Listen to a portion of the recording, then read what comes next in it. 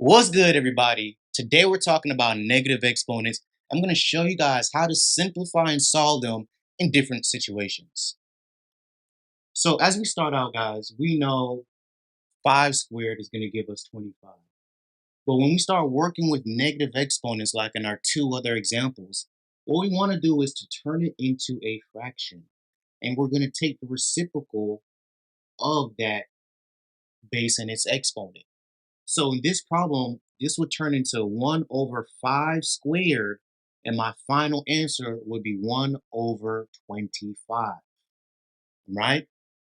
Now in the second problem, they try to throw a curveball in there. They give us 1 over 5 to the negative second power, but the reciprocal rule is going to be the same, meaning we're going to take 5 to the negative second power, bring it to the top, and we're going to bring 1 from the top to the bottom. So what we're going to have is 5 squared. And now our final answer would just be 25. So this is the foundation of simplifying with negative exponents. Let's jump into some practice problems now. Moving into our first example problem, guys, what we need to understand is that we have a negative exponent. So let's turn this into a fraction and understand that the negative exponent is only over b, so this is the only thing that's affected.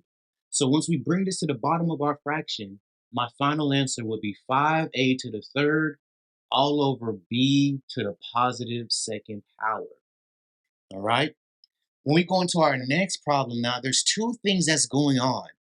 First, we're going to have to take what's in the parentheses to these powers and then combine it. And I think this is the best way to solve this problem.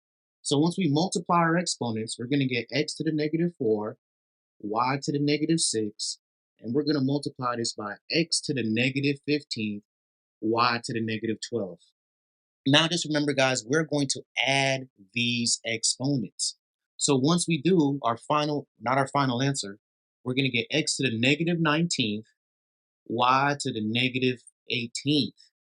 Now, we can't simplify anymore, guys. So now let's turn this into a fraction, and we're going to take the reciprocal so that our exponents would be positive. So my final answer for this problem would be 1 over x to the positive 19th, y to the positive 18th. Moving on to the last problem, guys. But before we go on, if you found this video helpful, we're gonna ask that you guys smash the like button for us. It really helps us to get our video to more students. So in our last problem, guys, we have a lot that's going on. So we have a fraction where we have to take what's in parentheses to a certain power, and there's an exponent on the outside. So what we're gonna do, let's focus on the top part first inside the fraction. Once we take this to the negative second power, we're going to have 1 over 4, x to the negative 8, y to the positive 6. Then we go on to the second parentheses. We're going to have 16x to the negative 4th, y to the negative 8. So what I'm going to do now is I'm going to just combine this top part first, and then we could go into simplifying. So we're going to have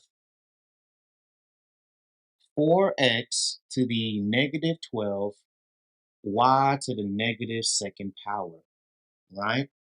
And we're now going to divide this by 2x to the negative 7th, y to the negative 3. So now once we simplify this, guys, just remember 16 over 4 simplifies to 4, and now we just brought this denominator and put it at the bottom.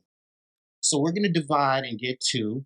And once we subtract negative 12 minus 7, guys, just remember that little trick with subtracting the negative. This is going to turn into x to the negative 5 and positive y. Now, once we're done with this, guys, we could take it to the third power. We combine the numerator, we simplify by dividing numerator by denominator. Now we could take it to the third power. Once we take it to the third power, oops, I'm sorry, this should be 5. That's a mistake on me. Once we take it to the third power, our final answer is going to be 8x to the negative 15th, y to the third. But just remember, we cannot have this negative exponent So once we simplify, our final answer would be